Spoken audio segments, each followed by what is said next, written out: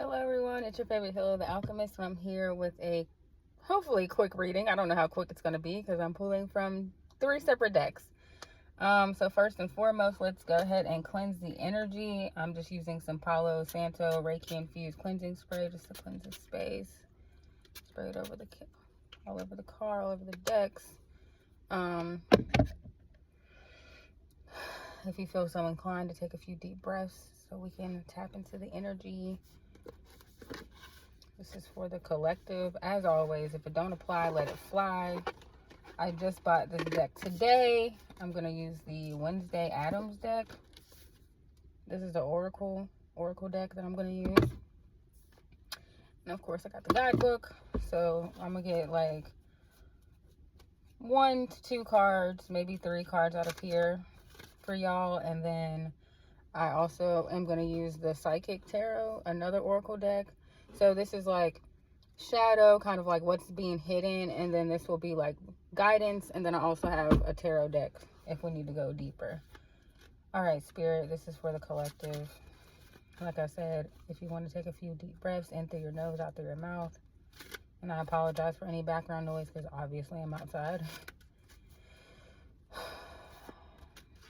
right, this is for the collective, Spirit. What's the vibe? What's going on with the collective?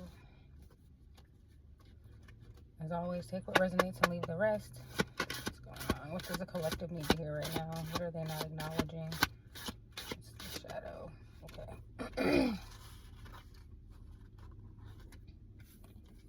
That's 2 cards. Let's get one more. Just one more card, Spirit. What does the collective need to hear? All right.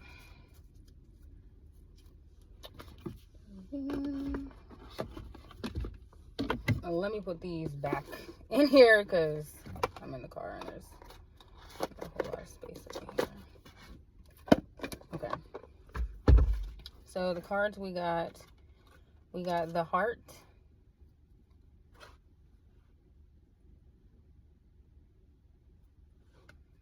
Let's read what it says.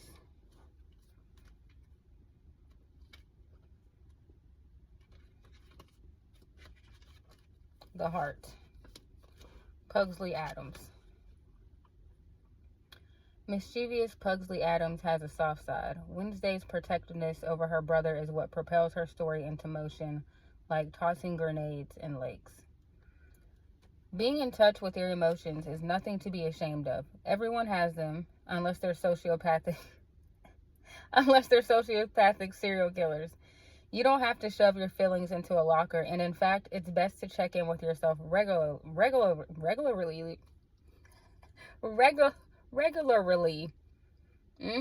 Yep. To understand how these emotions are affecting you. All right. I feel like that's pretty straightforward. If you're one of those people that just thinks it's okay, I'm just going to shove my emotions down, I'm not going to talk about it, that is super unhealthy. You need to talk about your emotions, okay? It's better to get it out, because if you don't, you hold on to all of that. It comes out in your behaviors and your actions, how you treat people, how you treat yourself, and it's not good, okay? So don't hold back. Let it all out. And obviously, it's important to let it out in a safe space. You can't just let everyone see that side of you. You know what I'm saying? Because not everyone's safe. So that's up to you to use your discernment to figure that out. Okay. Next, undying patience. And all the imagery is from season 1 of Wednesday Adams, by the way. All right, let's see. Undying patience. And there's no numbers on these things, so you just have to flip through until you find what you're looking for. Which I'm not really a fan of that, but that's okay.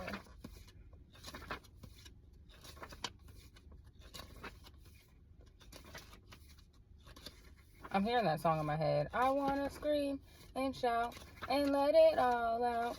Oh, we oh, we oh, we oh. All right, undying patience. The Fangs. The Fangs are Nevermore Academy's vampire clique, whose timeless nature and sun-sensitive style never get old.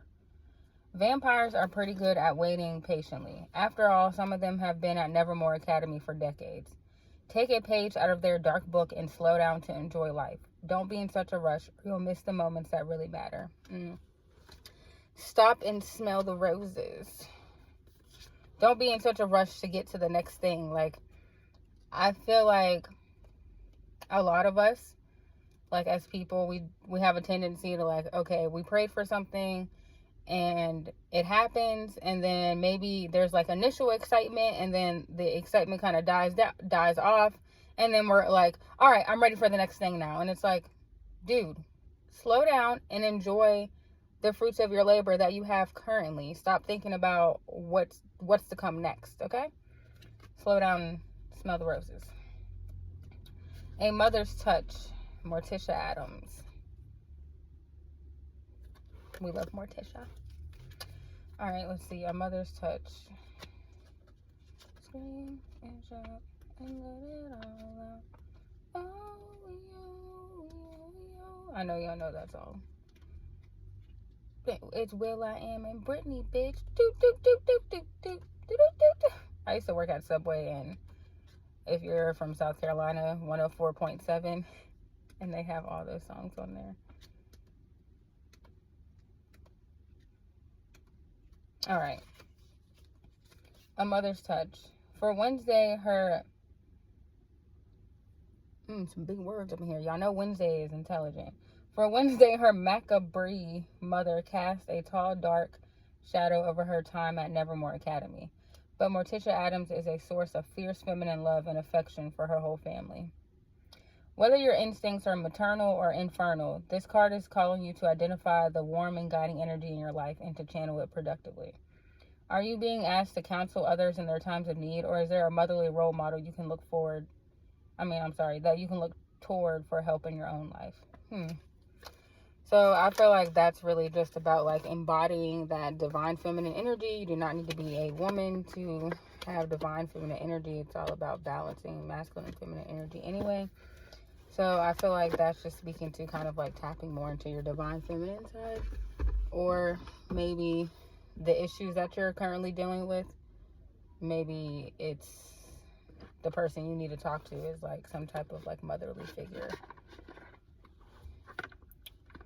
All right, now we're gonna pull from the Psychic Tarot deck and see what is the guidance in dealing with the things that came up in the Wednesday Oracle. All right, what's the guidance, Spirit, for the collective? What's the guidance? 1 to 2 cards. Nothing too brazy. Just 1 to 2. What's the guidance for the collective, Spirit? What do they need to hear at this time that would help them along their journey and their path? All right, 1, 2. That's it. That's it. All right.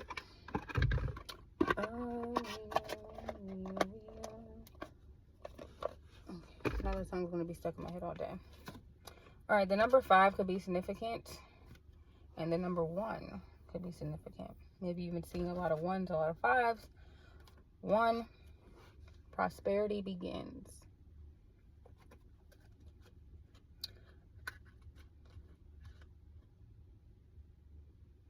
And also, I forgot that in this deck, the colors also mean something. So the red in this card symbolizes vitality, passion, temper, strength, survival, hard work, and leadership.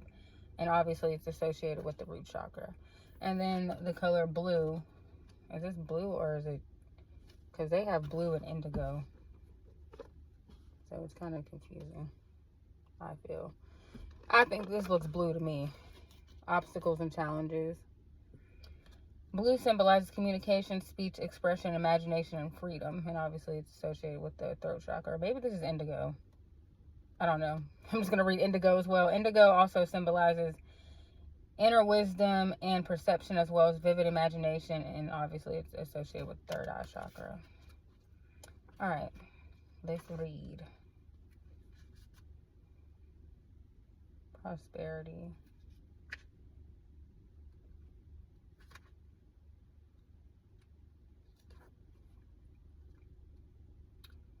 Will am a Britney, bitch. Alright, hold on. Because they do it by color in this one. Yeah. Okay.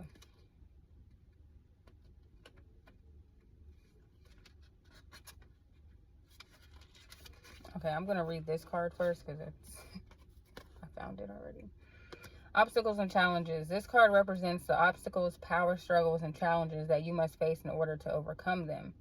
This could be a difficult period to get through, but it's not impossible if you open your mind and see the bigger picture of how something went wrong. Don't get caught up in it. Just pause and stand back for clarity. Observe where adjustments are required or which decisions may need to be changed to enable you to move forward in a positive direction. Life really is all about learning. Don't play victim. Take the knowledge you've gained from this experience so that you can apply it to similar situations in the future. This card often comes forth when competition is around you. Whether it's in your personal or business life, this is an excellent time to think creatively and ask yourself, how can I make myself shine above the rest? For sure. I mean, that's what life is all about, right? You're constantly going through obstacles and challenges, and then obviously, like, the challenges look similar until you learn the lesson, right? So it's all about taking what you've learned and applying it, and stop repeating the same shit over and over again. But you're always going to have challenges and tribulations in life. That's just what life is about. That's how you build resilience. All right, prosperity begins. This card brings a message of beginnings, prosperity, wealth, and new business, which soon could be in the palm of your hand. It may result from your hard work, past efforts, and investments, or it could show up unexpectedly. It may even be presented as a gift. With careful and diligent planning, recent endeavors and money-making ideas show great possibilities and promises of monetary gains. This is a time to focus on the most beneficial outcome. Expect the best and envision that project or new job having a successful result. Feel it, see it, and most important, believe it. When you focus on abundance, the positive aspects of the material world, and offer gratitude, prosperity in all forms will flow even more freely. And that is so true. Literally, you gotta, just like what the card was saying about how, like, you need to stop, take a step back, stop, and just, like, pause for a second. I feel like that came up twice now. As an overall message, just sit back and pause and smell the roses and, like, show gratitude for what you have currently, and stop trying to focus on what's to come. Focus on the right now, and just open yourself up and allow things to flow. You can't, like the other card, I can't remember which card it was, like, shove things down. Okay, you have to, in order to receive, you have to open yourself up. And if you are shoving your emotions down and not allowing yourself to be a human being and experience a full range of emotions, because also, I think I've talked about this before, how people, like, assign, like, meaning, like, good or bad emotions. Like, there's no really such thing as a good or a bad emotion, right? They just are. And so many people get caught up in, okay, well, I have to be positive. I have to be okay with what's going on. I can't complain. I can't. And it's like, dude, you're allowed to be like, hey, I like my job, but I want more. There's nothing wrong with that. Hey, I don't know. I like the car I drive, but I want something different. I want something else. There's nothing wrong with those things, and stop assigning, like, emotions as, like, good or bad, and just allow yourself to feel it. Stop intellectualizing it so much. And most importantly, from this prosperity card, prosperity begins, I think the biggest takeaway is really just, like, that believe it part. And the believe it is written in, like, italics, because that's the key. That's the true key to manifesting, is you believing that it is yours. Like, you can say all day, you can say affirmations all day, you can express all the gratitude in the world, and that's not to say, like, things won't shake or move for you, but like you've got to believe it. You've got to believe that you are truly worth what you're asking for. You've got to move like that.